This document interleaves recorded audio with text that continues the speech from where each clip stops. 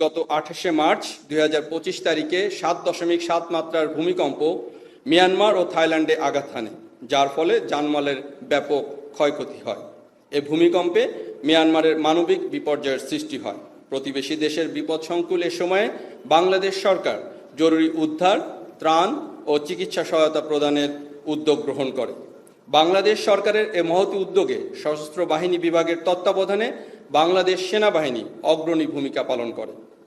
সেনাবাহিনী কর্নেল শামীমের নেতৃত্বে ইঞ্জিনিয়ার কোরের 21 জনের একটি উদ্ধারকারী দল এবং 10 জনের একটি মেডিকেল দল প্রেরণ করা হয়। সেনাবাহিনী ছাড়াও নৌবাহিনীর 3 জন, বিমান বাহিনীর 3 জন এবং ফায়ার সার্ভিস ও সিভিল ডিফেন্সের 10 জন এবং 8 সদস্য বিশিষ্ট একটি অসামরিক মেডিকেল দল প্রেরণ করা হয়। এই উদ্ধার, ত্রাণ ও চিকিৎসা সহায়ক দল প্রেরণের ক্ষেত্রে সেনাবাহিনীর বিমান, বিমান বাহিনীর বিমান ও নৌজাহাজ ব্যবহার করা হয়। বাংলাদেশ সরকার কর্তৃক প্রেরিত এই মানবিক সহায়তাকারী দলটি অত্যন্ত সাফল্যের সাথে তাদের কার্যক্রম শেষ করে গত 15 এপ্রিল 2025 তারিখে দেশে প্রত্যাবর্তন করে। বাংলাদেশ সরকারের এই মহতী উদ্যোগে মিয়ানমার সরকার সহ সে দেশের জনগণের মাঝে ব্যাপকভাবে সমাদৃত হয়েছে, যা মিয়ানমারের বিভিন্ন ইলেকট্রনিক ও প্রিন্ট মিডিয়ায় অত্যন্ত গুরুত্বের সাথে প্রচারিত হয়েছে। বাংলাদেশ সরকারের এই উদ্যোগ নিঃসন্দেহে দুই দেশের আস্থা ও দ্বিপাক্ষিক সম্পর্ক উন্নয়নে বিশেষ ভূমিকা রাখবে। বিগত সময়ে শিল্পাঞ্চল সমূহের নিরাপত্তা নিশ্চিত করবে বাংলাদেশ সেনাবাহিনী 137টি ঝুঁকিপূর্ণ পরিস্থিতি নিয়ন্ত্রণ করেছে এবং 31 বার বিভিন্ন মূল সড়ক অবরোধ থেকে অবমুক্ত করেছে। এখানে উল্লেখ্য যে শিল্পাঞ্চলে জাতীয় নিরাপত্তা বিধানকালে গত 9 এপ্রিল 2025 তারিখে নারায়ণগঞ্জে অবস্থিত রবিনটেক্স গার্মেন্টসে অস্থিরতা প্রশমনকালে নিয়োজিত সেনা সদস্যগণ কিছু গার্মেন্টস শ্রমিক কর্তৃক ইট পাটকেল নিক্ষেপের ঘটনায় আক্রান্ত হয় এবং এতে 24 জন সেনা সদস্য আহত হয়। আহতদের মধ্যে 20 জনকে সিএমএইচে ভর্তি হয়ে বিভিন্ন মেয়াদে চিকিৎসা গ্রহণ করতে হয়েছে। উল্লেখ্য যে ঈদ পূর্ব গার্মেন্টসে অস্থিরতা মোকাবেলায় সেনাবাহিনী, মালিক পক্ষ, শ্রমিক পক্ষ, মন্ত্রণালয়, শিল্পাঞ্চল পুলিশ ও বিজিএমই সহ সংশ্লিষ্ট সকলের সাথে সমন্বয় সাধন করে শ্রমিকদের বেতন ও ভাতা পরিশোধে বিশেষ ব্যবস্থা করে, যা শ্রমিকদের মাঝে ঈদ পূর্ববর্তী গতানুগতিক অস্থিরতা প্রশমনে অত্যন্ত কার্যকর ভূমিকা রাখে। শিল্পাঞ্চল ছাড়াও সেনাবাহিনী বিগত 2 মাসে 232টি বিভিন্ন ধরনের বিশৃঙ্খল পরিস্থিতি নিয়ন্ত্রণ করেছে, যার মধ্যে শিক্ষা প্রতিষ্ঠান সংক্রান্ত ঘটনা ছিল 37টি, সরকারি অফিস সংক্রান্ত 24টি, রাজনৈতিক কন্দল 76টি এবং অন্যান্য বিভিন্ন ধরনের ঘটনা ছিল 95টি। গত 2 মাসে দেশের আইনশৃঙ্খলা রক্ষায় বাংলাদেশ সেনাবাহিনী অন্যান্য আইনশৃঙ্খলা বাহিনীর সাথে সমন্বিত উদ্যোগে বিভিন্ন ধরনের অপরাধের সাথে সম্পৃক্ত মোট 2457 জনকে এবং এ যাবৎ পর্যন্ত প্রায় 8000 জনকে বিভিন্ন স্থান থেকে গ্রেপ্তার করেছে, যাদের মাঝে কিশোর গ্যাং, তালিকাভুক্ত অপরাধী, মাদক ব্যবসায়ী, অপহরণকারী, চোরাচালানকারী, প্রতারক ও দালাল চক্র, চাঁদাবাজ, ডাকাত, ছিনতাইকারী ইত্যাদি উল্লেখযোগ্য। এরই ধারাবাহিকতায় গত 2 মাসে সেনাবাহিনী 320টি অবৈধ অস্ত্র ও 564 রাউন্ড গোলাবারুদ এবং এ পর্যন্ত প্রায় 9000-এর বেশি অবৈধ অস্ত্র ও প্রায় 3 লাখ রাউন্ড গোলাবারুদ উদ্ধার করেছে। আইন শৃঙ্খলা রক্ষার পাশাপাশি বৈষম্য বিরোধী ছাত্র আন্দোলনের বিভিন্ন সময়ে যারা আহত হয়েছেন তাদের সুচিকিৎসার জন্য সেনাবাহিনী অদ্যাবধি 4340 জনকে দেশের বিভিন্ন সিএমএইচে চিকিৎসার ব্যবস্থা করেছে, যার মধ্যে 43 জন এখনও বিভিন্ন সিএমএইচে চিকিৎসাধীন রয়েছেন। বৈষম্য বিরোধী ছাত্র আন্দোলনে আহতদের সম্মানার্থে বাংলাদেশ সেনাবাহিনী কর্তৃক গত 23 মার্চ 2025 তারিখে সেনা মালঞ্চে ইফতার ও দোয়া মাহফিল এবং 25 মার্চ 2025 তারিখে আর্মি মাল্টিপারপাস কমপ্লেক্সে আহত ও শহীদ পরিবারের সম্মানে সংবর্ধনা আয়োজন করা হয়, যেখানে সম্মানিত সেনাবাহিনী প্রধান উপস্থিত থেকে সকলের খোঁজ খবর নেন, চিকিৎসা সহ সকল ধরনের সহযোগিতার আশ্বাস দেন। বৈষম্য বিরোধী ছাত্র আন্দোলনে আহত ছাত্রছাত্রী পরিবারের সম্মানার্থে আয়োজিত ইফতার অনুষ্ঠানেও সম্মানিত সেনাবাহিনী প্রধান অংশগ্রহণ করেন।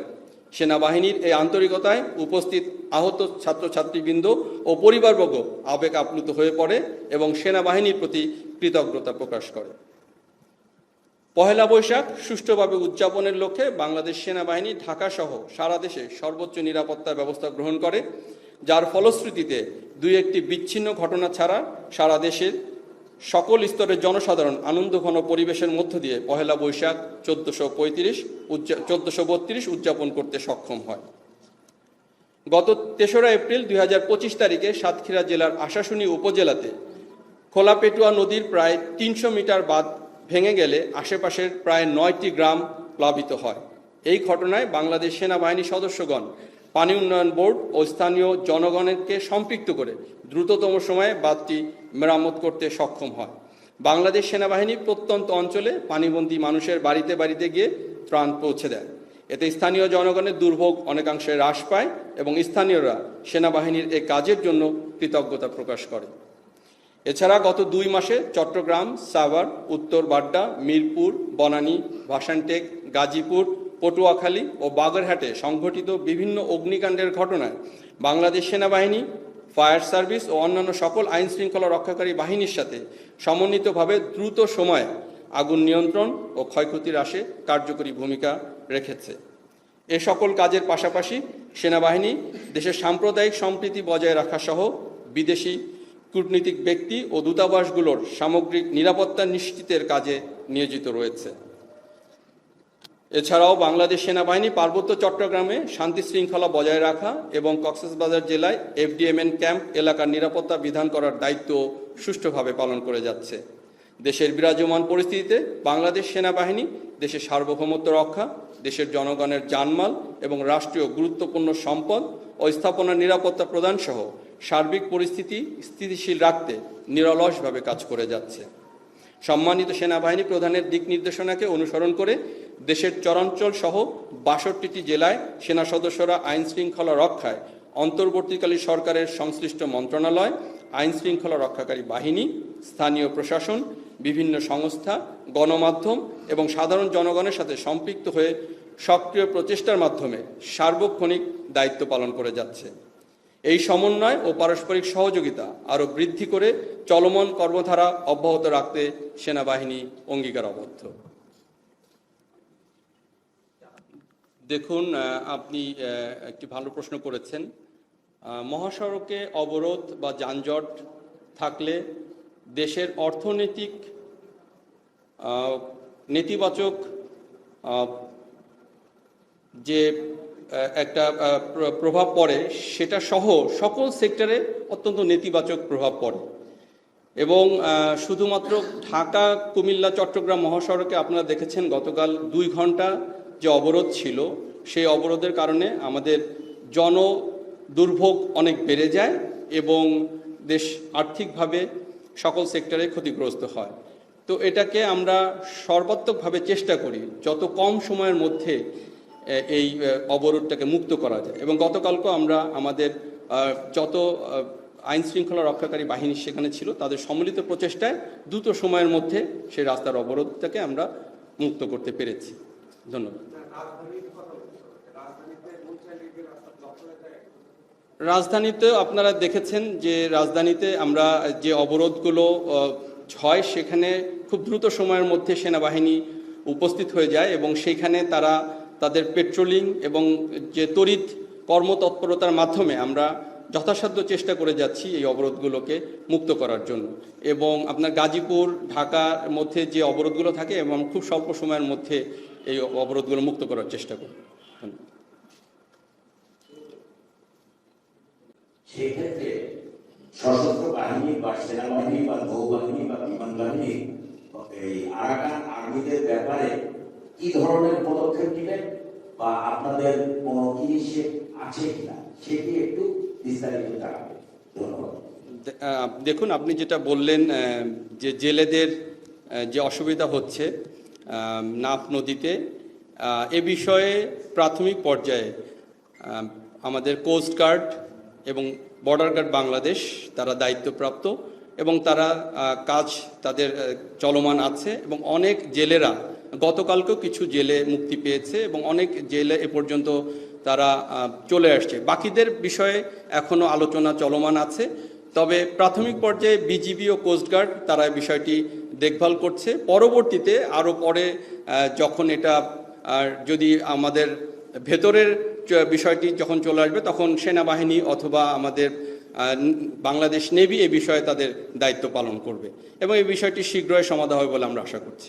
ধন্যবাদ।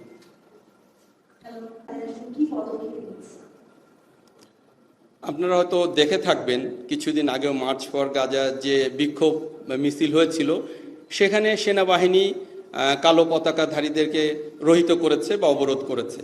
আসলে কালো পতাকাধারী হলেই যে সে জঙ্গি, এটা কিন্তু কোনো প্রমাণ আমরা এখনো পাইনি। শুধু কালো পতাকাধারী হলেই যে সে জঙ্গি সংগঠন, এটা আসলে মনে করার কোনো কারণ নেই।